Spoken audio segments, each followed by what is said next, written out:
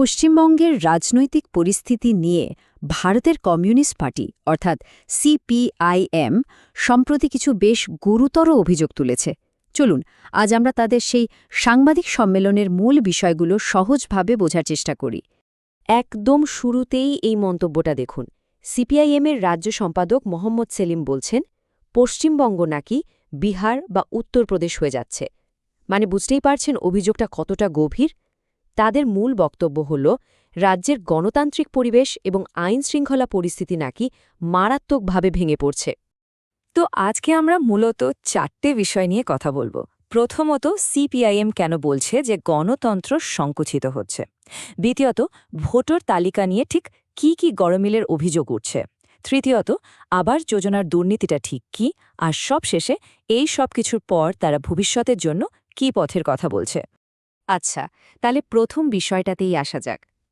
সিপিআইএমের সবচেয়ে বড় অভিযোগটাই হল পশ্চিমবঙ্গে মানুষের গণতান্ত্রিক অধিকার নাকি পরিকল্পিতভাবে কেড়ে নেওয়া হচ্ছে, আর এর জন্য তারা শুধু রাজ্য সরকারকেই নয়, কেন্দ্রীয় সরকারকেও দায়ী করছে। এখানে না সিপিআইএম একটা বেশ ইন্টারেস্টিং তুলনা টানছে। তারা মনে করিয়ে দিচ্ছে তাদের সময়ে ভোটের বয়স ২১ থেকে ১৮ করে গণতন্ত্রের পরিসর বাড়ানো হয়েছিল, আর এখন তাদের অভিযোগ ঠিক তার উল্টোটা হচ্ছে। মনোনয়ন জমা দিতে বাধা দেওয়া থেকে শুরু করে বুথ দখল সবকিছু করে গণতন্ত্রকে নাকি সংকুচিত করে ফেলা হচ্ছে। এবার চলুন সিপিআইএমের তোলা প্রথম নক্কর অভিযোগটা দেখি, আর সেটা হলো ভোটার তালিকার সংশোধন প্রক্রিয়া নিয়ে। তাদের মতে এই পুরো প্রক্রিয়াটাতেই নাকি মারাত্মক গলদ রয়েছে। এই আলোচনায় ঢোকার আগে একটা শব্দ আমাদের বুঝে নিতে হবে, স্পেশাল ইন্টেন্সিভ রিভিশন বা এসআইআর। জিনিসটা কি? খুব সহজ করে বললে এটা হলো ভোটের আগে নির্বাচন কমিশনের একটা বিশেষ প্রক্রিয়া, যার মাধ্যমে ভোটার তালিকা একদম নিখুঁতভাবে আপডেট করা হয়। ভাবুন একবার, একটা সরকারি প্রক্রিয়াকে তারা সরাসরি জনগণের বিরুদ্ধে যুদ্ধ ঘোষণা বলছে। এই একটা কথা থেকেই বোঝা যায় যে সিপিআইএম এই ভোটার তালিকা সংশোধন প্রক্রিয়াটাকে কতটা দমনমূলক বলে মনে করছে। তাদের আপত্তির তীব্রতাটা এখানেই স্পষ্ট। তাহলে ঠিক কি সমস্যা হচ্ছে শুনলে অবাক হবেন। যেমন ধরুন, নামের বানানে সামান্য ফারাক। ধরুন ভুইয়া পদবী, কেউ ইংরেজিতে লেখে ভুইয়া, কেউ লেখে ভুইয়া। অভিযোগ এই সামান্য কারণেও নাকি অনেকের নাম তালিকা থেকে বাদ যাচ্ছে। শুধু তাই না, যারা বাইরে কাজ করেন বা যাদের সবে বিয়ে হয়েছে তাদের পক্ষে হঠাৎ করে সব কাগজপত্র জোগাড় করা তো কঠিন, ফলে তাদের নামও নাকি বাদ পড়ছে। তো সব মিলিয়ে সিপিআইএমের বক্তব্য খুব পরিষ্কার। তাদের মতে রাজ্য প্রশাসন বা নির্বাচন কমিশন কেউই এই ব্যাপারটা ঠিকভাবে সামলাতে পারছে না।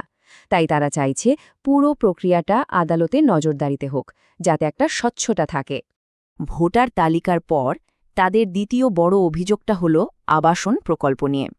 মানে প্রধানমন্ত্রী আবাস যোজনায় যে দুর্নীতি হচ্ছে সেইটা। এখানে একটা কথা মনে রাখা দরকার, এই আবাস যোজনাটা কিন্তু কেন্দ্র সরকারের একটা স্কিম, কিন্তু রাজ্যে এটা কার্যকর করার দায়িত্ব রাজ্য সরকারের ওপর। আর গোলমালটা হচ্ছে ঠিক এই জায়গাতেই, মানে এর বাস্তবায়নে। দুর্নীতিটা ঠিক কোথায় হচ্ছে সেটা বুঝতে এই সংখ্যাটা খুব গুরুত্বপূর্ণ।